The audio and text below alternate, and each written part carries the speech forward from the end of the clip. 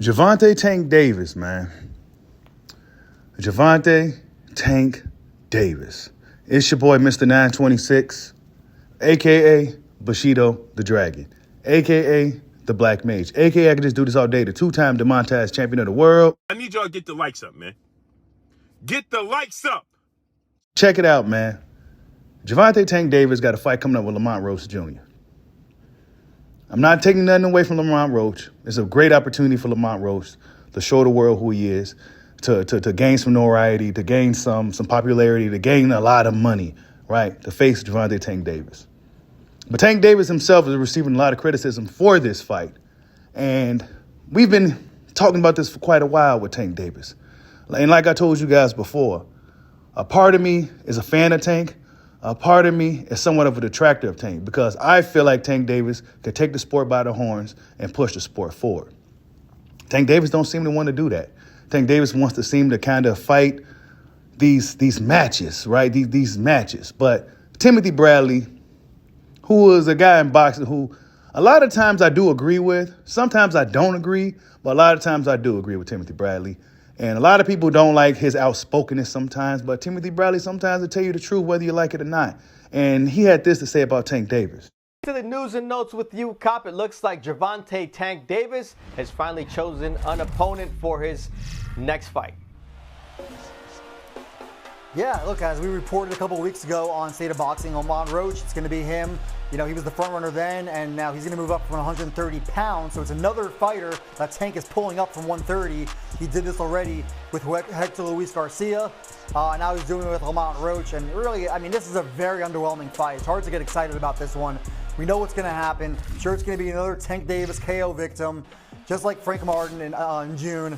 You know, Tank and Lomachenko were in deep talks.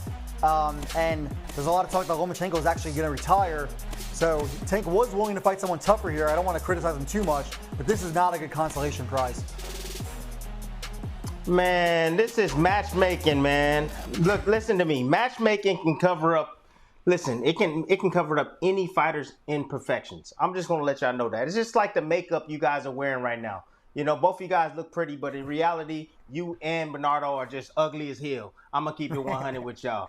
But and look, this is the Tank Protection Program. This has been going along for a long time, people. They've been bringing fighters up from a lower weight class to get in there with Tank. Tank looks spectacular, but it's a cover-up. I'm gonna tell you right now, I think Tank is a good fighter. I don't know how great he is, but from the looks of it and the matches that he's been having, the dude looks like a total fraud. Put him in the ring with somebody that can punch back, somebody with a great IQ, just as well as he is. You know, they're saying that they don't have an opponent for him. Yes, you do. You do have an opponent in your stable. His name is De Los Santos. We wouldn't mind, and the fans wouldn't mind paying for a De Los Santos fight, but they're covering something. I don't know what it is. Is it the power of De Los Santos they worried about? You know, the fact that he's a southpaw? You know, because Tank was doing a whole lot of talking when Shakur Stevenson put everybody to sleep with De Los Santos. But he won't step his behind in the ring and face a De Los Santos. That's the fight that everybody wants to see. No one's going to pay for this pay-per-view. I'm going to let y'all know that right now. People going to show up because it's Tank Davis. But those pay-per-view numbers that you're chasing, it's just going to be a wishing well, man. Just like a lot of the pay-per-views that we see nowadays, a wishing well. We wish we do great numbers. If you put on great fights, there will be great numbers, period. Now, to hear what him and Mike Cavinger had to say, right? Both guys was shitting on that fight. Timothy Bradley said Tank Davis was a fraud and he's in a protection program. And it's hard to disagree with this because why are you fighting Lamont Roach? Why are you bringing up another guy from 130 pounds to fight you at 135 pounds? Why do you keep doing these things, right?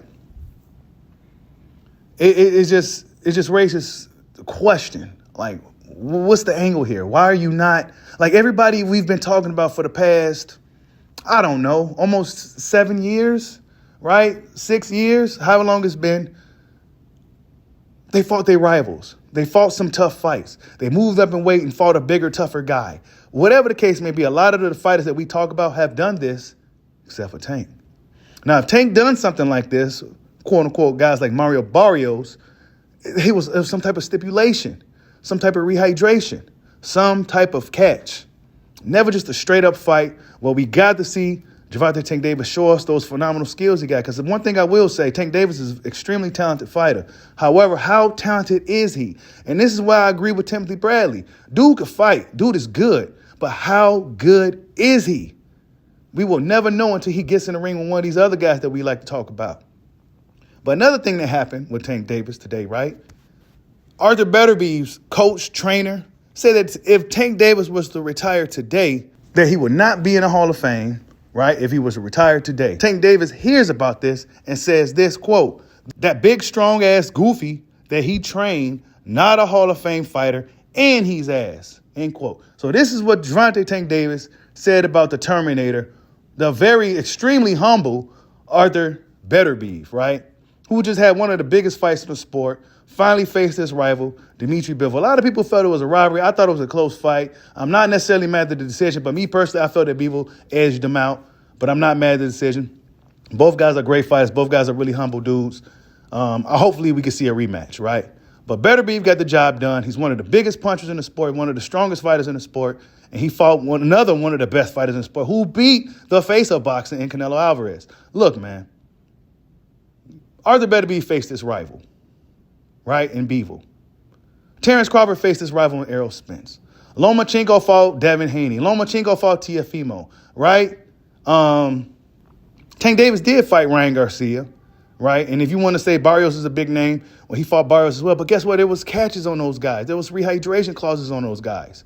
They wasn't half the fighter they should have been or would have been, right? So there's always something with Tank Davis to where, like, he always needs a crutch. He always needs some type of help. He needs training wheels. He needs to take the fucking Pampers off, bro. And I've been saying this for years about Tank Davis. He got to take them damn training wheels off, bro. It's time to take the Pampers off. It's time to put on your big boy pants and show the world how great you really are, bro. You got dudes out here saying that you're not a Hall of Fame fighter, bro. That should be like, oh, shit. I need to get on the ball then, right? Because let's just be honest. Even though Floyd Mayweather is a fighter who seems to just, like, you know, about the money and all that, right? Money Mayweather, money. Floyd Mayweather has a ton of accolades to back that. Floyd Mayweather would definitely go in the Hall of Fame, right? Floyd Mayweather fought X amount of many champions. Did this, did that, then he kind of did it his way, right? Floyd Mayweather was kind of cherry picking guys we want to fight. However, he fought guys that was champions, guys that was coming off wins, you know, stuff like that, bro. Tank Davis, I can't say the same about him. So I question, how good is he? I think he's really good, but how good do he think he is? Because he got to show the world, bro. Will Tank Davis be a Hall of Fame fighter? Is Gervonta Tank Davis a fraud? And is he in the boxing protection program? Tell me what you guys think. Like, subscribe, holla at your boy. Peace out.